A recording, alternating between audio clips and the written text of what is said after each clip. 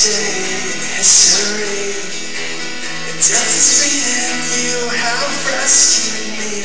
Sing it out, Jesus is alive. The empty cross, the empty grave, the life eternal, you have won the day. Shout it out, Jesus is alive. He's alive. Oh, happy day, you washed my sins away. Oh, happy day, I'll never be the same. It's forever I am changed.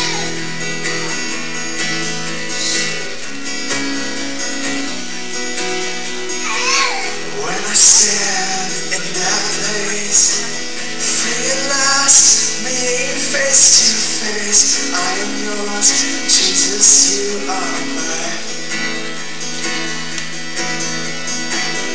Endless joy and perfect peace, earthly pain finally will cease. Celebrate, Jesus is alive. He's alive.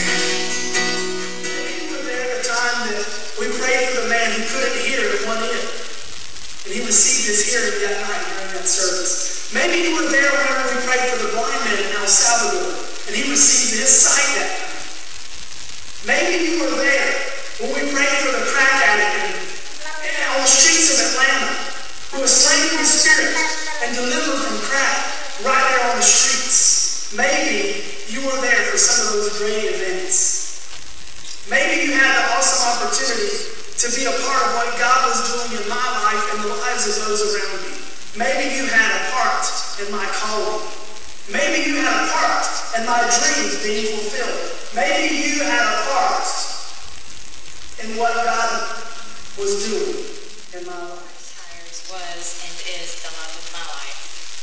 There were so many facets to John that rarely did someone get to encounter all of them. He was someone to be admired, and I felt often overlooked.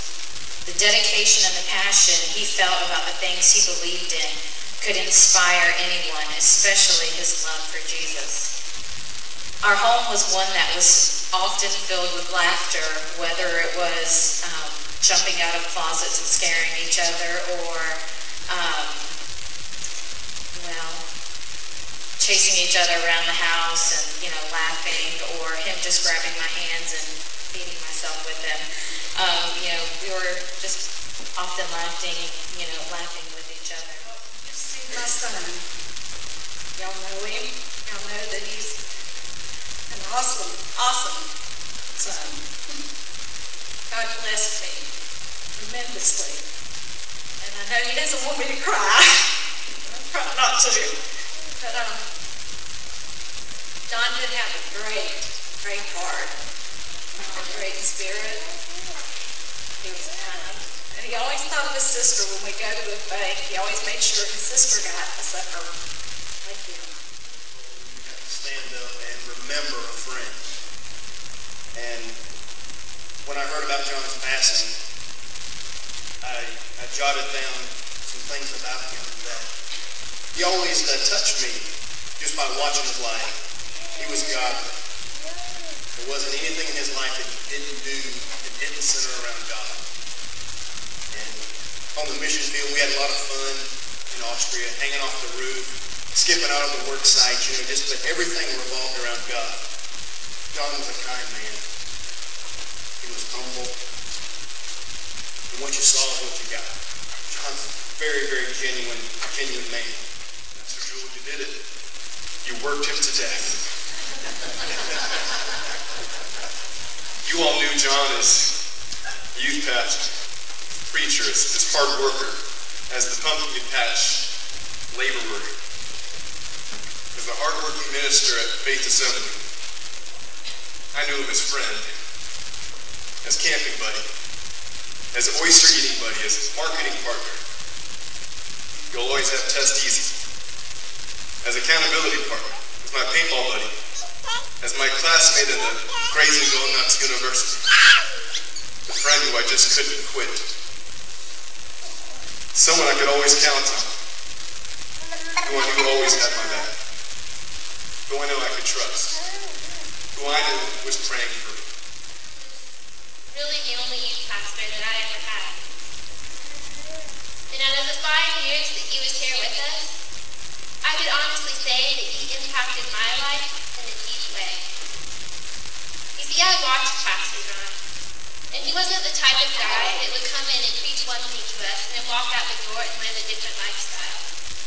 He lived what he preached.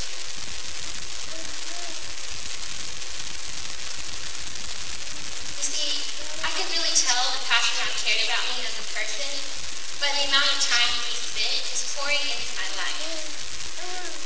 You see, to me, it was about more than the countless hours that he spent preaching with us, or the countless hours he spent preparing for the sermons.